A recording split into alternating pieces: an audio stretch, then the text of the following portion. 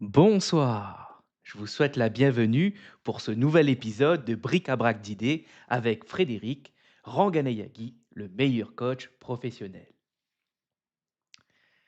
Ce soir, je propose de commencer par l'actualité de sein de coach et qu'est-ce qui attend pour les futurs événements, les futures présentations et podcasts qui arrivent. Tout d'abord, commençons par les futurs podcasts d'Au fil de l'idée. Alors, hier, c'était avec Valérie Mangin sur un thème qui était fascinant, qui est à la fois fascinant et complexe et qui se nomme «S'autoriser à être soi dans un monde de normes». Vous pouvez dès à présent retrouver cette vidéo, cet épisode de podcast sur notre chaîne YouTube Océan de coach et profiter de le regarder en replay. Vous pouvez également participer, notez vos impressions en commentaire et dites-nous ce que vous en avez pensé. Est-ce que c'est un thème qui vous parle? C'est un thème sur lequel vous avez des idées qui vous traversent, des expériences, des questions, des doutes? L'espace commentaire est ouvert. Bien sûr, prenez la responsabilité, vous êtes libre de vos mots, mais également ce grand pouvoir est rattaché à une responsabilité. Vous êtes aussi tenu responsable de vos mots. Alors choisissez bien, choisissez ce que vous avez envie de dire et partagez avec nous. C'est important pour faire connaître, faire partager des idées et faire découvrir des pensées nouvelles et quelque part, vous aussi exprimer une petite partie de votre monde à vous. Pourquoi je dis ça? Parce que au fil de l'idée, la phrase qui vient à l'après, c'est tisser des pensées, révéler des mondes. Alors, hem, notre prochain invité, je regarde où est positionnée ma caméra, je vais peut-être la déplacer. Donnez-moi un instant. Hop, je vais me mettre ici. Tac. Est-ce que le rendu est correct? Je pense que oui. Et je vais changer. Voilà. Alors, prochains invités, sera Guillaume Dufresne, le 19 février 2026 à 15h15. Son sujet sera «Chers oubliés, découvrez ce que le remède à l'impuissance d'un homme face aux violences faites aux femmes et aux enfants évoque pour lui». Ensuite, nous aurons avec là, cette fois-ci, c'est une invitée qui sera l'épisode sera animé plutôt, ce que je veux dire, sera animé par Mélanie Ainaru-Kaveri, la coach qui sait de quoi elle parle. Et la thématique sera fédérée grâce au chant choral et avec une invitée qui se nomme Zoélie Macaudière. Et ce sera le 23 février 2026 à 18h. Enfin, pour clore ce mois de février, nous aurons une thématique joyeuse avec pour thème la joie comme acte de résistance. Ça sera le 26 février 2026 à 14h. Ça sera animé par moi pour ce dernier épisode du mois de février. Pour le mois de mars, nous avons déjà un invité et nous communiquerons davantage au début mars. Pour ces 3 invités, que ce soit Guillaume, Zoélie, Laetitia, vous avez encore la possibilité de pouvoir apporter vos remarques, vos questions et poser une question à l'invité sur sa thématique, sur le périmètre de sa thématique. Et pour ce faire, vous visitez nos réseaux sociaux, que ce soit LinkedIn, Facebook, Instagram, vous avez la possibilité de faire parvenir votre question à l'invité. Et moi, quand je serai animateur ou Mélanie, choisirons la meilleure question, la question la plus inspirante, la question qu'on trouve vraiment formidable, qu'on posera à l'invité en avant la fin de l'épisode. Entre la citation, pour ceux qui suivent nos épisodes, ça se situe entre la citation et avant la conclusion. Ensuite, revenons, hop, bah, je profite que je suis sur cette page où sont les invités pour ajouter quelques mots et dire un peu plus sur ce concept au fil de l'idée. Et bien entendu, ensuite, on prendra le thème de ce soir qui est l'esprit critique, la pensée critique. Et quelles sont les idées que le coach Frédéric, moi-même, associe à ça. Et nous verrons ça dans un temps après une petite présentation, quelques idées qui me sont chères à évoquer sur ce concept, sur ce podcast au fil de l'idée. Tout d'abord, nous avons eu des invités exceptionnels. Ils sont tous inspirants. Heu, Ce sont vraiment des profils variés et divers qui sont passés sur la chaîne et dont j'ai été heureux et vraiment fier de pouvoir les recevoir, de pouvoir parler avec eux et c'était, un exercice je regarde si on voit bien ouais, c'est super. On voit bien que chaque personne qui est venue était une personnalité forte, était un monde à découvrir et chacun et chacune ont apporté énormément d'idées nouvelles, énormément d'idées qui nous permettent de nous construire, qui nous permettent de découvrir, de se transformer, je dirais et chacun et chacune ont apporté leur personnalité.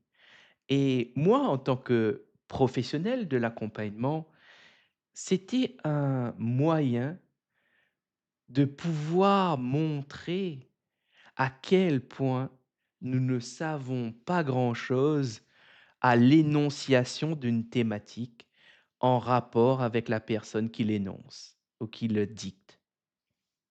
C'est-à-dire que je connaissais la thématique de base, on savait où on allait démarrer la thématique, mais on ne savait pas où elle nous mènera et jusqu'où elle nous mènera. C'était un moment d'échange authentique de 2 personnes qui se rencontrent et qui discutent dans un périmètre défini, mais on ne s'y enferme pas. On n'y reste pas, c'est-à-dire qu'on peut changer la thématique, on peut explorer la thématique comme bon nous semble, au rythme et à la façon dont nous sommes confrontés, dans l'échange. On fait avec ce qu'il y a, c'est-à-dire avec l'énergie qu'on a au moment qu'on arrive et ce qui est formidable dans ces épisodes, c'est que chaque épisode, avec chaque invité, a été différent.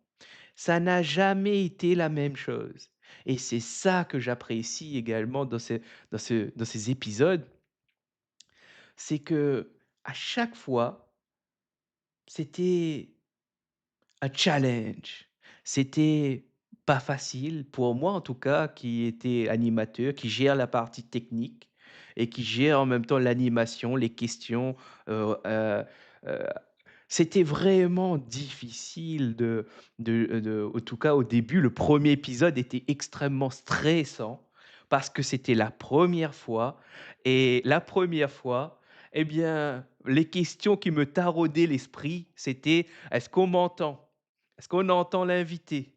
Est-ce qu'on entend correctement ce qu'on dit? Est-ce qu'on nous voit correctement?» Eh bien, heureusement, tout s'est bien passé pour le premier épisode et À la suite, la confiance est venue. Petit à petit, je me suis un peu détaché de cette question qui est: «Est-ce qu'on nous entend? Est-ce qu'on nous voit?» pour pouvoir me concentrer davantage, pour accueillir l'invité, accueillir la personne et pouvoir avoir du temps, donner de la disponibilité et pouvoir vraiment faire ressortir ce que l'autre a à dire sur cette thématique. Hem, il y aura un changement pour le mois de mars. C'est vraiment ces épisodes que vous avez vus, qui sont passés, ont été vraiment challengeants, ont été satisfaisants, ont été très nourrissants. Chaque personne m'a apporté énormément, que ce soit d'un point de vue humain, par les échanges, que ce soit d'un point de vue relationnel, mais également d'un point de vue d'apprentissage.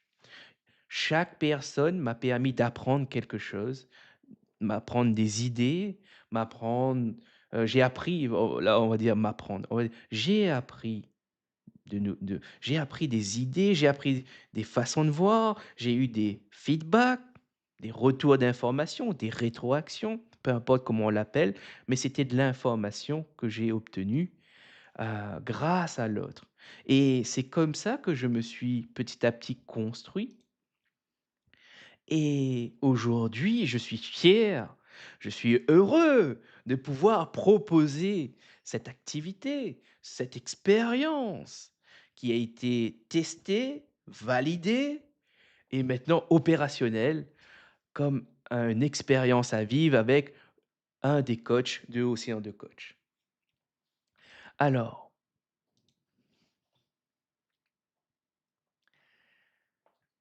je vais revoir si le rendu, comment il est rendu. Super, le rendu est parfait.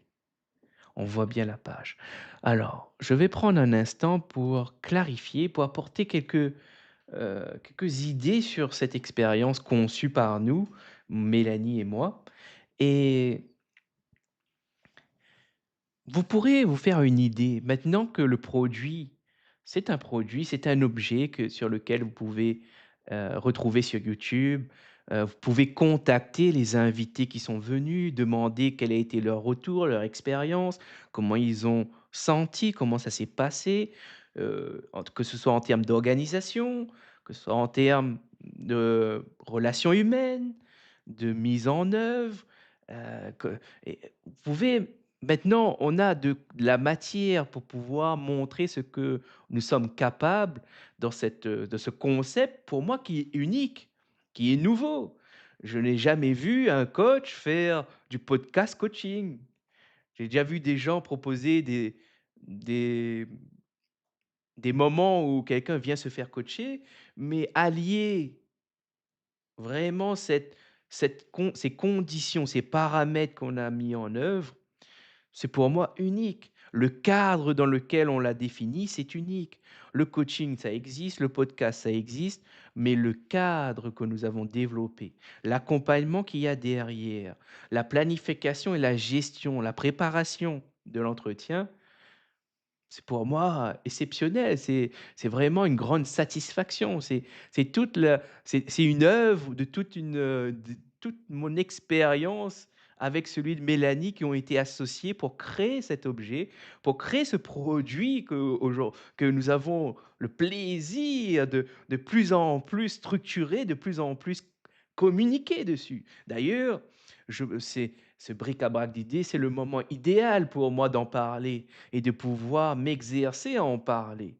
Et pour ceux qui passent, candidatez, postulez. Si les conditions vous conviennent, vous les acceptez, faites-le. C'est une expérience dont vous serez ravi à la fin. Vous serez fiers de l'avoir vécu et rejoignez ces orateurs et ces oratrices qui ont osé, qui nous ont fait confiance, que ce soit avec Mélanie ou moi, de prendre la parole.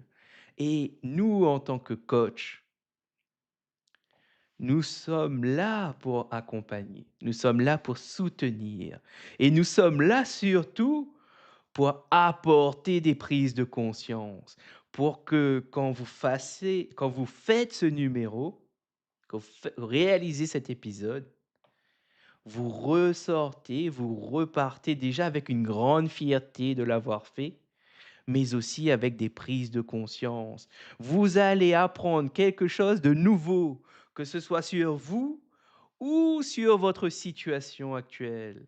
Et avec cela, vous pourrez aller à l'étape suivante, à une étape supérieure, à passer à un cap nouveau. Et ça, j'en suis très fier parce que ça a été montré et démontré. Et ça, c'est vraiment plaisant. Je suis ravi, extrêmement heureux d'avoir eu ces retours de ces personnes qui sont passées. Et ça fait vraiment extrêmement du bien en tant que professionnel d'avoir du feedback. Et d'autant plus quand le feedback est valorisant, qui valorise la prestation, qui valorise cette prestation de service qui est le podcast, qui est au fil de l'idée.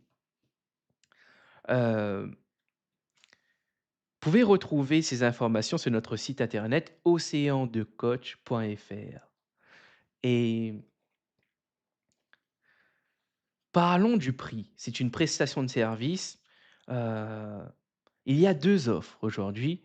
Notre offre la plus chère, la plus complète et qui est destinée à ceux qui ont besoin d'être accompagnés pour concevoir l'entretien, pour étayer, pour se faire accompagner, pour travailler sur la thématique, déjà pour définir la thématique et même voir les axes, les idées, les points.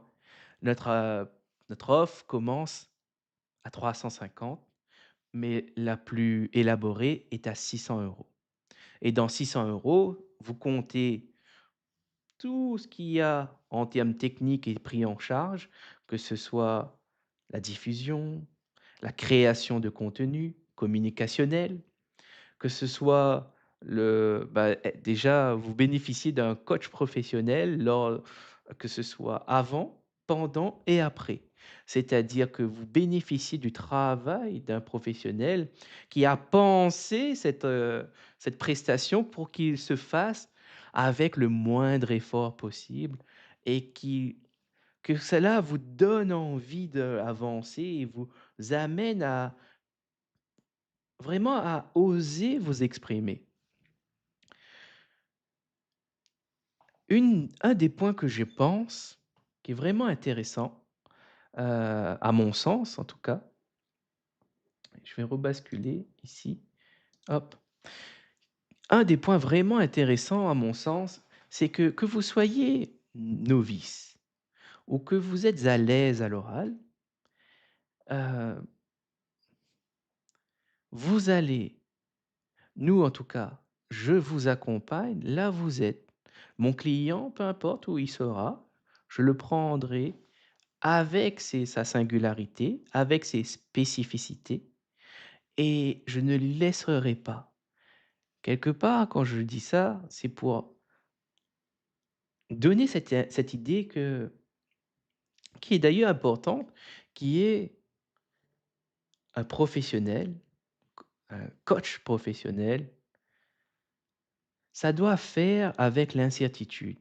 Ça doit faire avec ce qu'il y a et selon ses compétences, selon ses connaissances, il doit pouvoir être capable de s'adapter et peu importe le niveau de responsabilité de la personne en face, peu importe les niveaux de connaissance de la personne en face, il doit être en mesure de faire avec.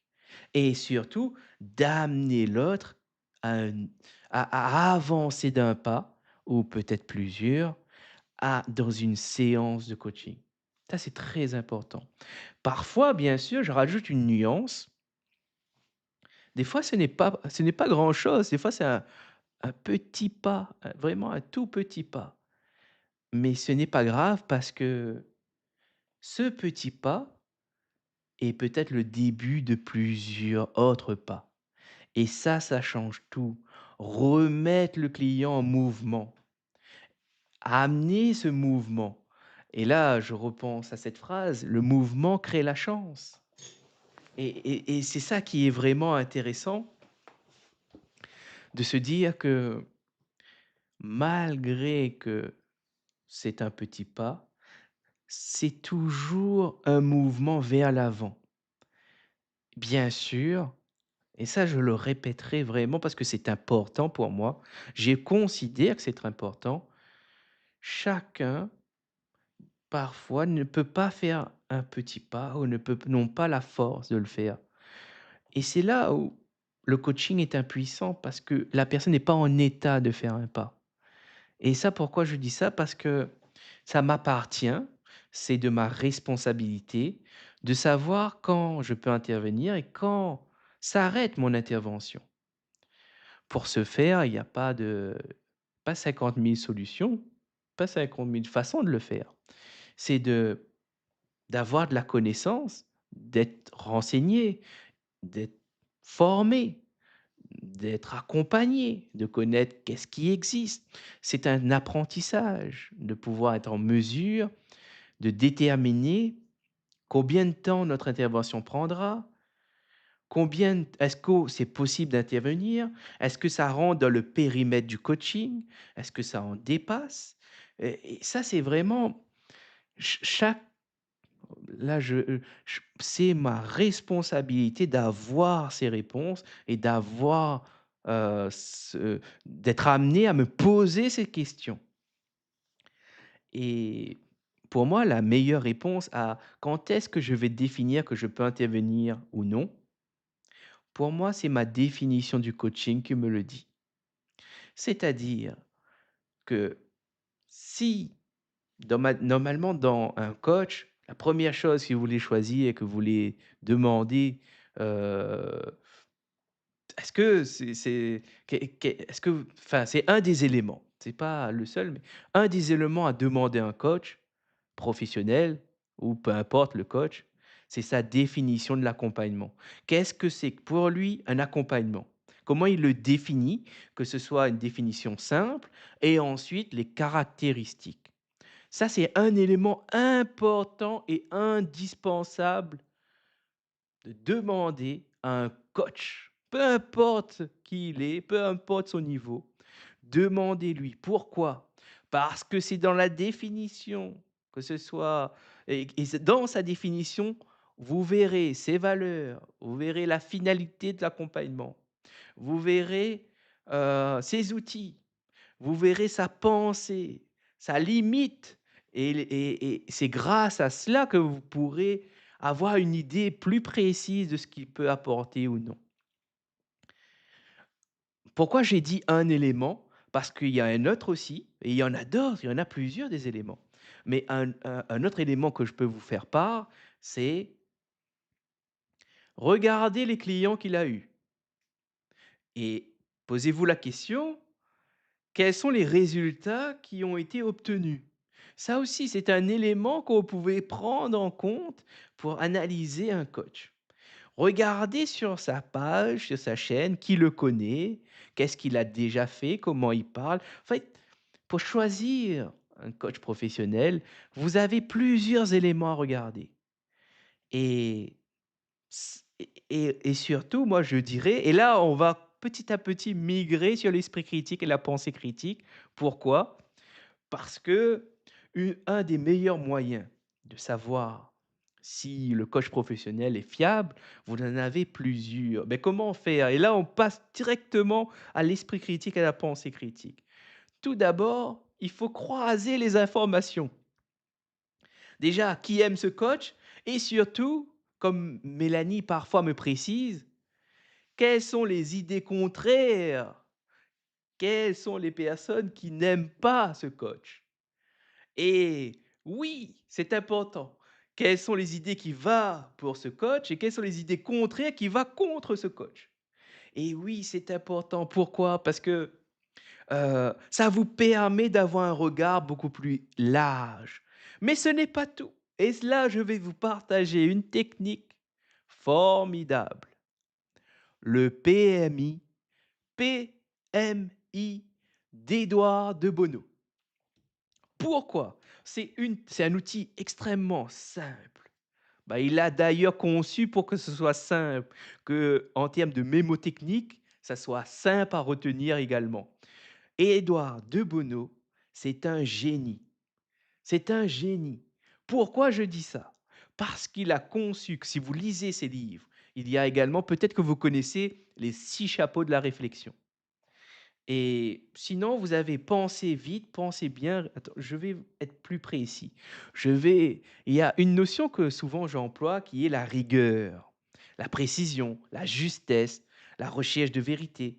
Eh bien, je vais le faire et le mettre en œuvre pour vous montrer. Je dois montrer l'exemple. Alors, faisons-le, prenons le temps, mettons l'effort d'aller chercher cet ouvrage et de dire correctement son nom et le titre du livre. Alors.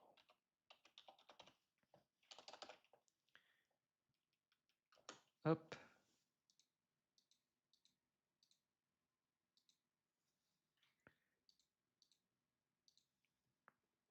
Alors, il y a un livre, le premier qui s'appelle Réfléchir vite et bien d'Édouard de Bono. C'est un livre qui a été publié par Erol, que vous pouvez retrouver, qui est extrêmement facile à lire, agréable d'ailleurs, et qui donne vraiment qui donne un aperçu de ce qu'il pense, de ses idées, comment il a construit, et c'est vraiment fascinant. C'est un homme brillant par ses idées. C'est un homme qui a compris des choses avant même que les notions existent aujourd'hui avec les neurosciences, avec les neuromarketing, avec les idées que nous connaissons actuellement qui ont été développées après lui. C'est un c'est vraiment un génie, c'est un homme novateur, c'est un homme innovant et quand je dis ça, pourquoi je dis ça autant? Parce que je suis émerveillé par les idées qu'il a fait au travers de sa fondation, au travers de ses travaux, au travers de sa pensée. C'est incroyable et d'ailleurs, je profite pour vous dire côtoyez les génies, côtoyez les grands penseurs, côtoyez les gens qui sont les meilleurs dans votre domaine que vous aimez. Pourquoi? Parce que cela va vous nourrir. Vous allez avoir du plaisir à découvrir comme il pense, comment il pense, les idées qu'il a. Et ça, c'est extrêmement satisfaisant. Côtoyer des génies, c'est avoir du plaisir, de l'émerveillement et activer la curiosité. Et ça, c'est très bon d'un point de vue d'apprentissage. C'est excellent. Ça facilite les choses. Ça vous donne envie d'aller découvrir, d'aller explorer, de faire l'effort de rechercher, de faire l'effort de lire, de peut-être d'écrire pour ne pas oublier ce que vous avez découvert. Et c'est formidable. C'est vraiment un livre que je recommande fortement en tant que coach. C'est un des livres qui change la vie, sur lequel on peut s'appuyer. C'est un livre qui transforme. Quand je dis que c'est un livre qui transforme, c'est-à-dire que ça vous permet de voir une facette du monde, d'avoir du moins une perception du monde différente. Et en cela, déjà, si vous avez déjà votre façon de voir le monde, comment vous le percevez, comment vous le traitez aujourd'hui, vous rajoutez cette vision d'Édouard de Bono à votre possibilité de vision du monde. Eh bien là, vous gagnez du pouvoir, vous gagnez de la liberté. Parce que vous avez le choix de regarder maintenant entre la façon de voir que vous aviez et la nouvelle façon qui vient de s'intégrer, si vous lisez ce livre, de voir comment De Bono, lui, perçoit le monde. Et là, vous êtes riche, vous êtes devenu un peu plus riche intellectuellement. Et imaginez le nombre de personnes qui vous proposent des façons de regarder le monde. Alors là, en termes d'esprit critique, c'est super intéressant. Ça veut dire que plus vous allez découvrir des façons de voir le monde, plus vous aurez le choix, plus vous aurez des possibilités de choisir. Et là, une question s'impose. Quelle est ma méthode ou ma méthodologie pour choisir la vision du monde ou la façon de regarder le monde la plus intéressante, la plus pertinente pour moi? Et là, bah, c'est tout un travail. Ça prend du temps, ça demande des efforts, mais c'est nécessaire. Pourquoi? Parce que sinon, un des points que j'ai remarqué, c'est que sinon, vous vous faites des allers-retours avec des personnes, vous êtes, si on prend une métaphore, Vous êtes un bateau avec une voile et c'est le vent qui vous fait avancer. Vous ne savez pas où aller et du coup, c'est vous avancez au gré du vent, au gré des vagues. C'est les vagues qui vous donnent la direction. C'est le vent qui vous dit où aller. S'il souffle à gauche, vous allez à gauche. S'il souffle à droite, vous allez à droite. Et bah, du coup, quelque part, vous êtes sous une forme d'aliénation, vous êtes sous une forme de soumission, vous êtes dépendant d'un élément extérieur et c'est un choix, bah, alors si c'est un choix, ben, est-ce que déjà ça pose des questions? Est-ce que vous avez eu le choix de choisir? Est-ce qu'on vous a dit qu'il y a d'autres possibilités? Est-ce que vous avez fait ce choix par défaut, par ignorance, par manque d'information? Ou même vous n'avez même pas conscience que vous avez le choix. Et ça, c'est des questions, beh, qui sont associées à la pensée critique. Et vous voyez, ça, c'est des possibles questions, mais il y en a d'autres. Il y en a plein des questions à se poser. Et il y en a une en particulier qui a vraiment occupé l'esprit de beaucoup d'hommes depuis beaucoup d'années. Et même d ouais, beaucoup d'années, vraiment, vraiment beaucoup, hein, quand on y pense et c'est: quel est le sens de la vie? Pourquoi nous sommes sur terre? Et à cette réponse, enfin plutôt à cette question, énormément de réponses. Que ce soit dans les textes religieux, que ce soit dans la philosophie, que ce soit dans la science. Heu, Beaucoup ont utilisé ces 3 domaines, ont parfois mixé les domaines entre elles pour proposer des réponses. D'autres ont essayé de décrire de plus en plus pour essayer de comprendre vraiment qu'est-ce qu'on fait ici, pourquoi on est ici, le sens de la vie. Et là, il y a un mot sur le sens de la vie, c'est l'ontologie. Et là, il n'y a pas de bonne ou mauvaise réponse. Il y a des réponses qu'on trouve bonnes ou mauvaises selon notre perception, selon nos connaissances, notre éducation, notre façon de regarder, de percevoir les choses, de traiter les informations. Et là, ben, eh bien, s'il n'y avait pas la lecture et l'écriture, on serait bien malheureux parce que nous n'aurions pas eu autant de choix. Grâce aux traces laissées par les autres, de leurs pensées, de leur façon de voir le monde, alors aujourd'hui, on a plusieurs modèles qui sont apparus. Enfin, qui sont des traces du passé, qui ont évolué, d'autres nouveaux sont apparus et d'autres anciens sont toujours là. Eh bien, ça nous offre une possibilité de choisir. Et choisir, si on peut choisir, alors on est un homme libre. On est un homme émancipé. Si on ne peut pas choisir, alors on n'a pas de liberté. Et il y a plein de questions qui se posent face à ces notions de liberté. Ce sont des sujets tellement complexes parce qu'il y a tellement de choses à aller découvrir avant d'avoir une réponse, on va dire, éclairée par le savoir, même. Mais ça ne veut pas dire qu'on ne peut pas s'exprimer. Ça ne veut pas dire qu'on ne peut pas se questionner. Ça ne veut Même si on ne sait pas tout, on peut quand même déjà exprimer ce qu'on sait et petit à petit comprendre ce qu'on pense, rendre explicite nos raisonnements et pouvoir petit à petit s'enrichir, mais comment? Grâce à l'autre, que ce soit par des écrits, que ce soit par des discussions, des débats, des films, des livres, le média, peu importe. Que vous regardez une vidéo, que vous écoutez un podcast, c'est grâce à l'autre que vous avez cette possibilité. Et d'ailleurs, quand on parle de langage, quand on s'exprime avec l'autre, on est aussi dépendant de ce qu'on a reçu petit.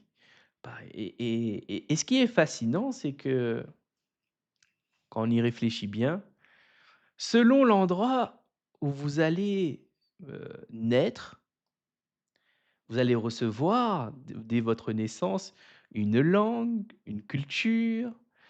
Et c'est incroyable de se dire, par exemple, que un enfant, peu importe où il naît, il a cette capacité d'apprendre et qui est vraiment impressionnante.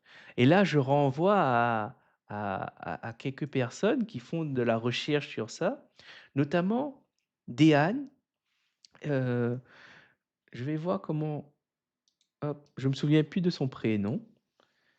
Hop,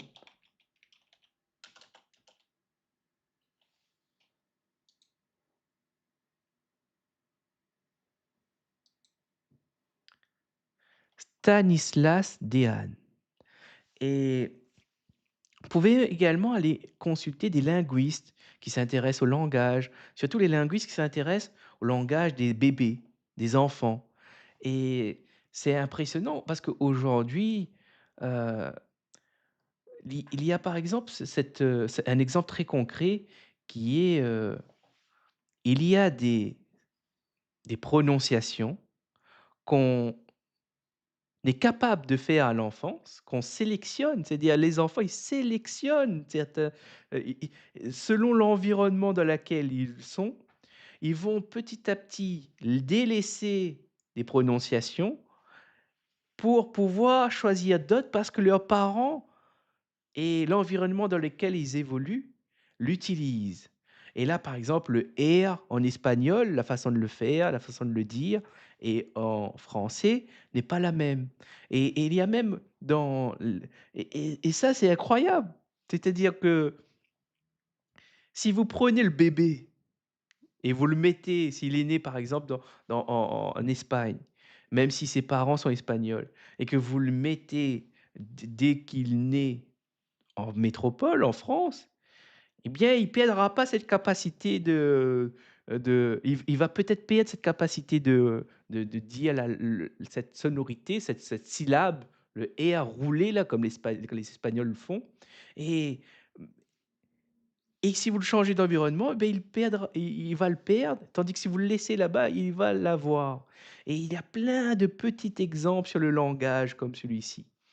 Et c'est intéressant parce que ça permet de se rendre compte à quel point on a une singularité, mais qu'il y a l'environnement qui joue beaucoup aussi sur notre construction. Et à la fois, nous, on a un impact sur l'environnement et l'inverse est vrai aussi. L'environnement a un impact sur nous. Et quand je parle d'environnement, c'est vraiment assez vaste. Ça peut pas, on peut prendre l'environnement en termes de lieu, d'espace, de personnes qui sont autour, d'idées qui sont autour, et ça nous façonne aussi. Et ça, c'est légué. C'est des choses qu'on nous lègue dès notre naissance par rapport où nous sommes nés. Et un des sujets, par exemple, qui est très intéressant aussi, on parle de langue, mais on parle aussi de religion. Selon où vous êtes né, dans la famille que vous êtes né, c'est pas dans tous les cas, mais il y a de très fortes chances que vous allez recevoir et vous allez prendre la religion de vos parents. Et souvent, si on peut se poser la question, et c'est une question très importante à se poser. A-t-on eu le choix de choisir notre religion? A-t-on eu le choix de choisir nos croyances? A-t-on eu la chance d'avoir des outils pour choisir? A-t-on eu la chance de découvrir des méthodes pour choisir ce qu'on veut, ce que l'on souhaite? Eh bien ça revient directement à l'esprit critique. Ça devient à la pensée critique. Et vous d'ailleurs, ceux qui regarderont ou ceux qui sont là, qui regardent, quelle est votre méthodologie pour choisir ce qui est vrai, ce qui est faux? Ce qui détermine une croyance, ce qui détermine une, q d'une f enfin, qu'est-ce qui vous permet aujourd'hui? Quelle est votre est-ce que vous avez une méthodologie d'ailleurs? Est-ce que vous avez déjà pensé si vous aviez une méthode pour traiter l'information et décider ce qui est vrai, ce qui est faux? Ça, c'est déjà une question difficile. C'est déjà une question qui est importante de se poser. Quelle est ma méthodologie pour décider ce qui est vrai, ce qui est faux? Ce qui en quoi je peux faire confiance, ce qui en quoi je ne peux pas faire confiance. Ce qui en soi, m'aide, ce qui ne m'aide pas. Voilà, déjà, est-ce que ça, si pour ceux qui vont, passer par là, J'aimerais beaucoup que vous me partagiez vos réponses là-dessus. Ça me permettra, moi, de voir un peu si c'est quelque chose qui est assez répandu ou pas. Est-ce que c'est quelque chose qui intéresse déjà ceux qui bah, déjà si vous venez sur une chaîne de coaching, qui parle de coaching, qui fait du coaching, qui fait du nourrissage culturel, qui parle d'idées, bah, potentiellement oui, peut-être que vous avez déjà peut-être déjà eu cette notion de recherche, cette notion de questionnement sur sa méthodologie. Et là, d'ailleurs, je rajoute, c'est important, il n'existe pas qu'une seule méthodologie pour choisir, il y en a plusieurs. Et surtout, ce qui est important, ça je veux vraiment le préciser, peu importe où vous démarrez, peu importe le niveau, la qualité de votre méthodologie, l'important, c'est de ne pas l'y laisser, c'est de ne pas vous contenter. Peut-être qu'au départ, vous n'avez pas d'outils ou peut-être vous en avez, mais vous n'avez pas conscience heu, que vous l'utilisez et en fait, c'est ça. Si vraiment il y a quelque chose voilà, quand je parle de ça, je me dis: «S'il y a vraiment quelque chose qu'il faut retenir de ce numéro de bric-à-brac d'idées, c'est vraiment ça. C'est quelle est votre méthodologie pour choisir ce qui est vrai, ce qui est faux, pour choisir ce que vous pouvez avoir confiance comme idée et ce qui et ce que vous rejetez. C'est vraiment ça. Et moi d'ailleurs, par rapport à ça, dans ma méthodologie, il y a un outil que j'ai énoncé tout à l'heure, c'était Édouard de Bono avec le PMI. Pour vous dire un peu plus, le P, c'est vraiment c'est important de le faire, mais c'est important de le faire pas longtemps, cet exercice. Il a pour but d'être, efficace et pour chaque lettre, vous passez le même temps. Une minute, mettez-vous par exemple une minute seulement et en fait, l'avantage de ça, c'est peut-être à l'école quand vous faisiez des explications de texte, ça vous arrive de dire le pour, le contre. Et là, vous êtes dans une forme de binarité, enfin, vous êtes dans un système binaire, oui, non. Et de Bono, Édouard de Bono, il est un génie parce qu'il a proposé une porte de sortie. C'est-à-dire, vous n'êtes pas coincé à choisir entre pour et contre. Et là, c'est là et le P, c'est les points positifs d'une idée. Le M, c'est les points négatifs que vous trouvez négatifs de l'idée, et cetera, pour faire simple. Et le I, c'est ça la porte de sortie. C'est par rapport à l'idée, qu'est-ce que vous trouvez intéressant?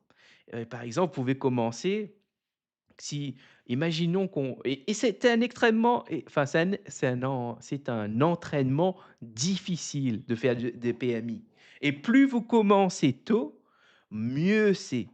C'est-à-dire que, par exemple, si on prend une idée, quels sont les points on prend une idée, heu,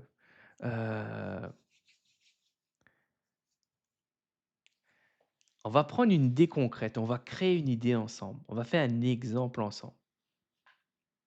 Imaginons que je suis actionnaire dans un groupe d'automobile et on me demande des idées pour augmenter la qualité financière ou le rendement financier de l'entreprise, de l'organisation.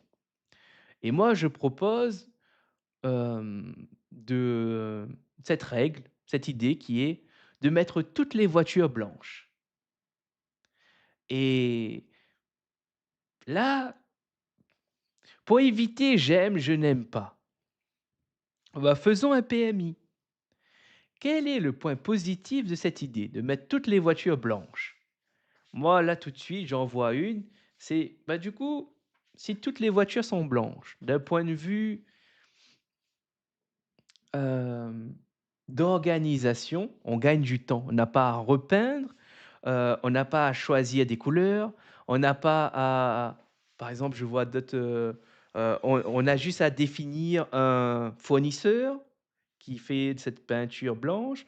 Dans les chaînes de production, hem, on n'a pas besoin peut-être plusieurs.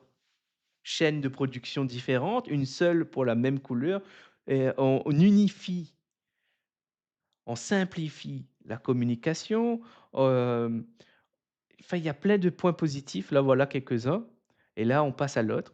Quel est le point négatif? Ben, le premier point, c'est que, ben, si le client veut choisir sa couleur, il veut pas la blanche, du coup, il est obligé d'acheter chez nous blanc, avec la couleur blanche, pardon et ensuite d'aller la repeindre. C'est pas très, du coup, vous enlevez un choix. Un des points négatifs, c'est enlever un choix au client. La possibilité de choisir une couleur. Voilà, ça c'est un des points négatifs que je vois. Autre, avoir que des voitures blanches, ça peut jouer sur le moral, ça peut enlever ce côté où, heu, je peux m'identifier, je peux, comment dire? Si j'ai que des voitures blanches, comme point négatif, c'est que si moi je voulais montrer ma supériorité, par exemple, et que je voulais une autre couleur parce que ça coûte plus cher et je sais que si j'ai cette couleur, les gens sauront que j'ai mis plus d'argent pour avoir cette couleur. C'est un moyen de se démarquer et de montrer une forme de condition sociale ou d'appartenance sociale ou de classe et cetera. Parce que ceux qui ont ça, ça renvoie à ce qu'ils ont mis plus d'argent et si vous mettez plus d'argent, ça veut dire que vous en avez et que vous avez voilà et cetera. Vous c'est ça l'idée, c'est de pouvoir se démarquer. Non seulement, comme point négatif, on enlève un droit de choisir, le pouvoir de choisir une couleur. En plus, on rend plus compl si, heu, on enlève on prive aussi cette notion de se démarquer, que ce soit en termes de classe sociale, en termes d'appartenance, en termes d'apparence et voilà et enfin et là, on va ouvrir. Là, on a passé le point positif, le point négatif et on va aller sur le point intéressant. Qu'est-ce qui serait intéressant d'aller voir? Eh bien, pour moi, si toutes les voitures sont blanches, que je fais toutes les voitures dans mon usine, je fais toutes les voitures blanches, je me dis: «Ça serait intéressant de faire une étude psychologique ou une étude de terrain pour voir l'impact que cela a sur le moral». Et imaginez juste un instant que tout d'un coup, toutes les voitures de votre rue passent à la couleur blanche. Vous perdez le noir, le gris, le rouge, le vert, le jaune, et il n'y a que des voitures blanches. Je pense que cela a un impact et je me souviens d'avoir vu déjà des études, et ça tombe bien, des retours de comparaison entre des photos d'avant, que ce soit des points de vue vestimentaires, structurels, quand je dis structurels, les bâtiments, les voitures, tout ça, où c'était plus coloré. Même les produits, les packaging des marques, c'était vraiment coloré, pétillant et de belles et vives couleurs. Et aujourd'hui, il y a une certaine uniformisation des bâtiments, des structures, pour des raisons de sécurité, pour des enfin, il y a plusieurs raisons pour cela. Mais n'empêche que en voyant ces photos d'avant et après, de remarquer cette perte de couleur, que ce soit dans le marketing, que ce soit dans les voitures, dans les vêtements, ça m'a fait drôle, pas drôle, mais ça m'a marqué, ça m'a choqué et je me suis dit: «Oui, ça a un impact». Quand on sait que la culture et l'art a des effets positifs, tu as des bénéfices d'aller visiter un musée. Ça stimule, ça ça permet vraiment de, heu, en tout cas, au-delà de ça stimule, c'est vraiment ça produit du plaisir d'aller consulter une œuvre, d'aller voir, une œuvre d'art et d'ailleurs, je crois, à vérifier, qu'il y a des études qui montrent que les personnes qui sont exposées à l'art ont des bénéfices, que ce soit au niveau émotionnel, la gestion mentale, en tout cas sur le point de vue global de sa santé mentale qui englobe tout. ben, il y a des avantages à avoir des tableaux chez soi, à regarder, à contempler des œuvres. Ça a un côté positif, ça a des bénéfices. Et voilà, pour moi, ça serait intéressant de se poser la question, quel est l'impact sur, l'homme d'avoir une seule couleur qui est d'autant plus blanche, si on fait que de sur les voitures? Hem, nous sommes à 18h51. Eh bien, écoutez, j'ai parlé un peu d'esprit critique, j'aimerais partager une citation. Une citation de je vais appliquer encore ces principes. Alors,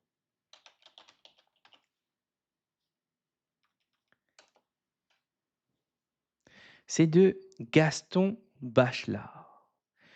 En tout cas, cette citation est associée à lui. Alors donnez-moi un instant.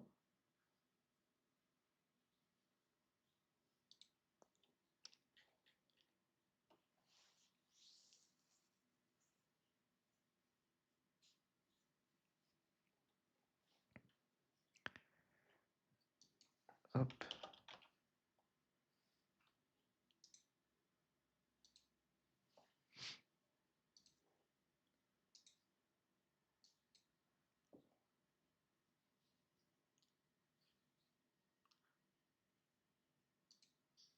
voilà.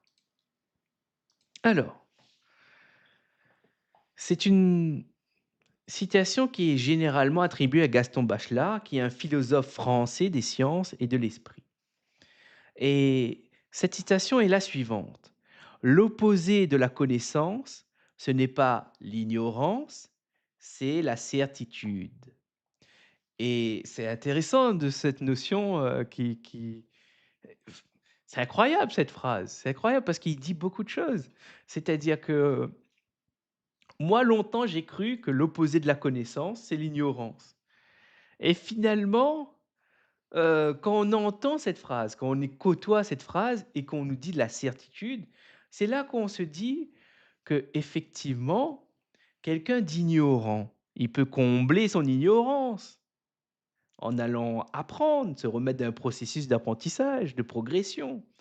Mais quelqu'un qui a des certitudes, quelqu'un qui campe sur ses positions, qui garde et qui ne veut pas ouvrir sa pensée, sa façon de voir les choses, heu et ne pas sortir de sa modélisation du monde ou de se de modélisation de son idée, alors là, on est embêté. Il ne on ne pourra pas faire changer les choses. Et d'ailleurs, il y a une autre phrase qui me vient: «On ne peut pas réveiller quelqu'un qui fait semblant de dormir». Et ça, c'est aussi fort, ça rejoint les thématiques du coaching, ça rejoint les thématiques de l'esprit critique, des sciences. Et d'ailleurs, la science, comme on entend, souvent on parle de science, mais quelle est-elle? Qu'est-ce que c'est? Eh bien, heu, pour moi en tout cas, longtemps, ça a été des études, ça a été, enfin, j'ai dû la science, mes premiers cours de sciences, ça a été à l'école. Heureusement, j'ai été initié à la science, bah, grâce à l'éducation, grâce à l'école, bah, déjà on commence, il y a des matières scientifiques, au collège, au lycée et même en primaire, même pour les petits aussi, mais à un niveau adapté selon l'âge de l'enfant, selon où il est.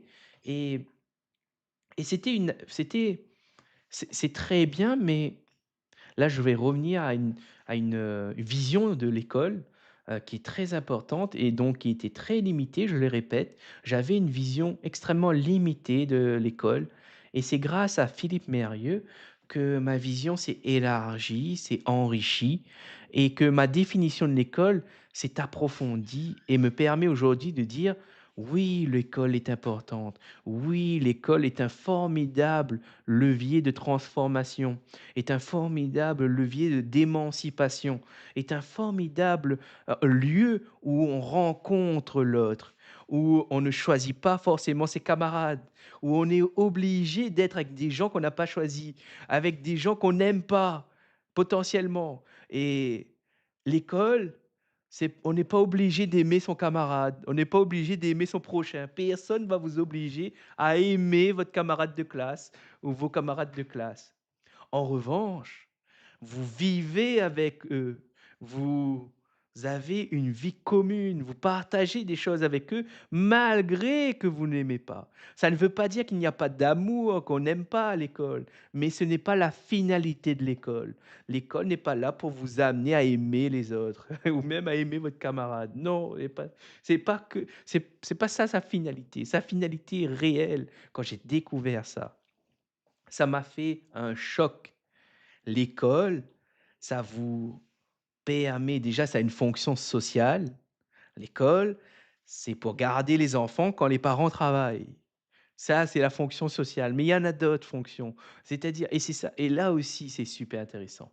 Parce que, c'est-à-dire que quand vous allez regarder une définition, vous allez avoir pour une même idée ou un même concept, des regards différents selon le domaine dans lequel vous allez utiliser pour définir.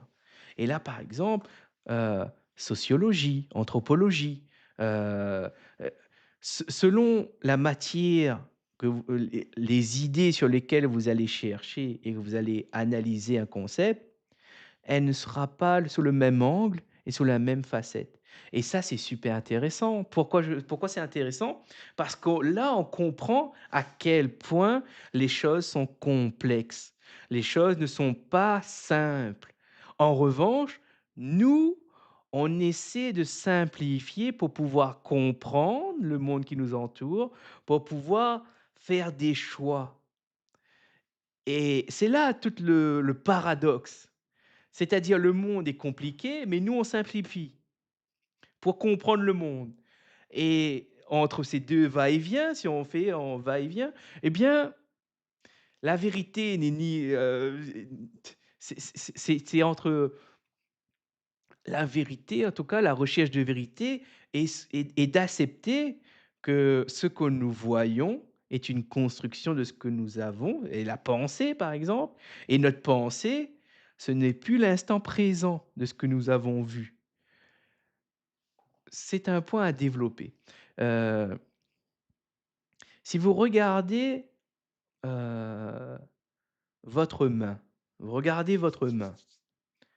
Entre le moment où vous regardez votre main, le moment où vous faites l'effort de visualiser que vous êtes en train de regarder votre main par la pensée et que vous prenez conscience, alors il y a un temps qui est écoulé entre le traitement de l'information que vous faites dans votre cerveau et le moment où vous avez perçu et vous avez capté l'image de votre main grâce à la lumière qui reflète, tac tac et cetera, eh bien, il y a un temps de décalage et du coup, ce que vous voyez n'est plus l'instant présent et même l'instant présent lui-même, le simple fait de l'évoquer, je ne suis plus dedans. C'est c'est c'est c'est des idées incroyablement stimulantes et complexes quand on y pense. C'est-à-dire et là, il y a par exemple un autre exemple qui me vient, c'est la lumière du soleil. La lumière du soleil que vous captez, qu'on capte, n'a pas été émise à l'instant.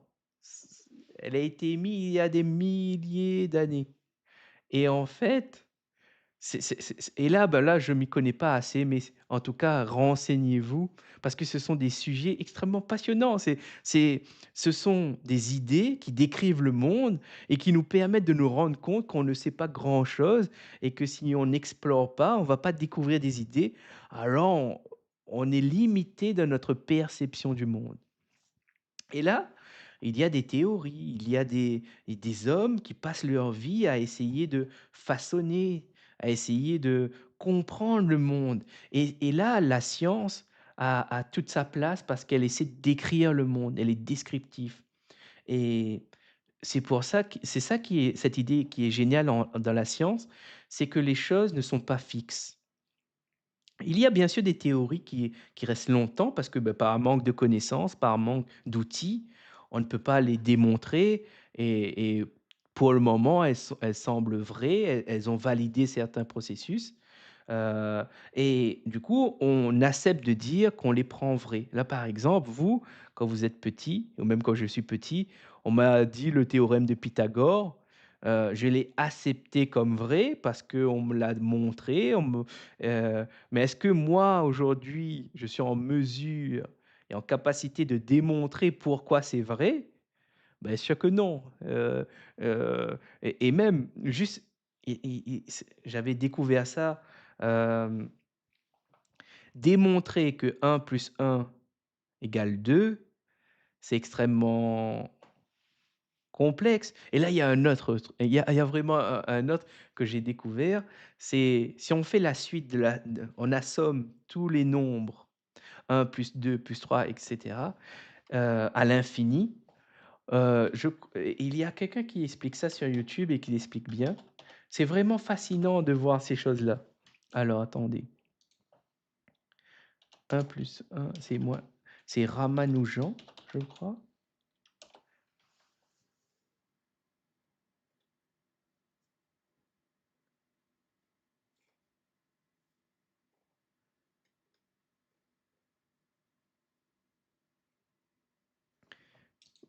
Science étonnant.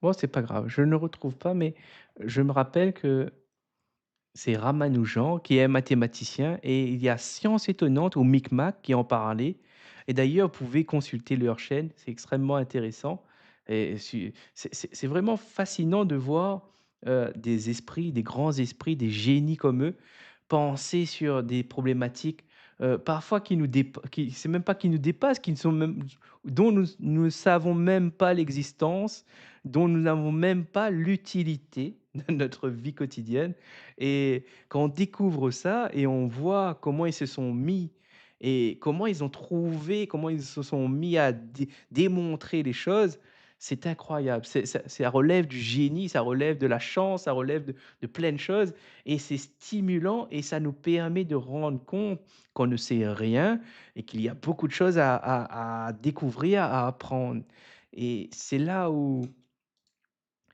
heu, ça doit être ça? Oui, c'est ça. C'est bien Ramanujan et en fait, si il a démontré que la somme de tous les entiers strictement positifs est égale à -1/12. Et ça, c'est incroyable! C'est incroyable, c'est-à-dire et surtout ce qui est incroyable, c'est comment il l'a fait, comment il l'a démontré. Et ça, il y a des découvertes qui sont le fruit du hasard, il y a des découvertes qui sont le fruit de d'une intelligence, d'une mise en œuvre, de la chance et il y en a vraiment énormément de façons de découvrir de belles hypothèses, de concevoir des concepts et c'est ça qui est fascinant parce qu'il y a encore d'autres choses à découvrir et je parle de tout ça, pourquoi? Parce que je souhaite inviter les gens à aller, d'être curieux, d'y aller, de regarder des choses, même si c'est pas de votre domaine. Parce que ça ne fera que du bien à votre cerveau, à vous-même.